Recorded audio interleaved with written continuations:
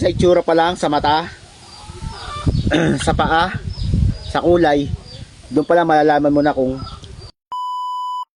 paano daw malalaman pagka puro ang isang manok na labuyo.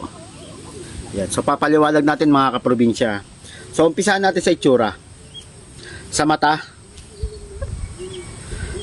yung kanyang eyeball sa may pinakagilid, nangingitim, maitim siya. Maitim na maitim. Ayun yung pinaka-eyeball niya rito. Pag nagkaedad to lalong mangingitim niya yung pinaka-eyeball ng mata niya. Itim na itim yung gilid. Tapos yung tenga niya ay kulay puti. So ngayon hindi pa siya kulay puti.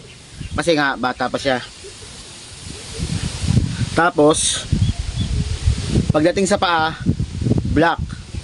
So siyempre maraming manok na kulay puti, kulay itim yung paa.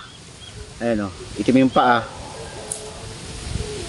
So paano natin malalaman kung puro pagdating sa paa? Kasi maraming manok na itim ang paa katulad ng mga alimbuyugin ng mga manok So dito naman yun.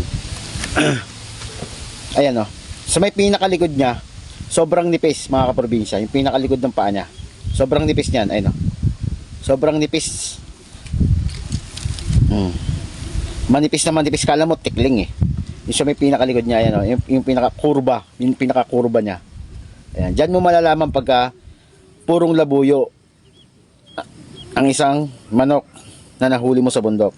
Kasi maraming crossbreed sa manok na labuyo ngayon kasi gawa ng yung ibang kasing mga babae na nakakagala rito, yung mga alaga ng mga kapitbahay, nakapupunta doon, o kaya yung mga lalaki, nalalahian nila yung mga babaeng labuyo doon sa taas ng bundok. So, tinawag ito na red jungle fowl kasi ang kulay nila ay kulay pula, red jungle fowl. Ayan. Kasi kulay pula sila. Pagka ang kulay talaga ng labuyo ay kulay pula talaga. Mayahin. Ayan, kulay pula.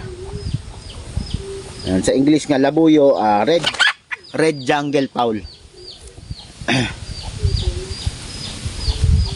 So, yun lang mga kaprobinsya, sa itsura pa lang, sa mata, sa paa, sa kulay, doon pa lang malalaman mo na kung manok na labuyo ba ang nahuli sa taas ng bundok. Kasi marami na rin kasing crossbreed kumbaga mga hybrid na lang din Gawa ng yung mga lalaking nakakagala sa mga kapitbahay natin, minsan napupunta doon, nangingingain, tapos nakakasagupa sila ng mga babaeng labuyo, tapos ayun, nakakastahan nila yon.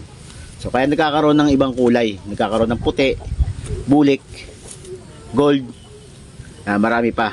So ang common talaga na kulay ng manok na labuyo is red, kaya tinawag sila na red jungle fowl kasi ang kulay nila ay kulay pula, mayahin kumbaga. Kung tawagin ng mga sabungero, ang kulay ng ganito ay mayahin. Sana po nakatulong po sa inyo mga kaprobinsya. Magandang araw po sa inyo.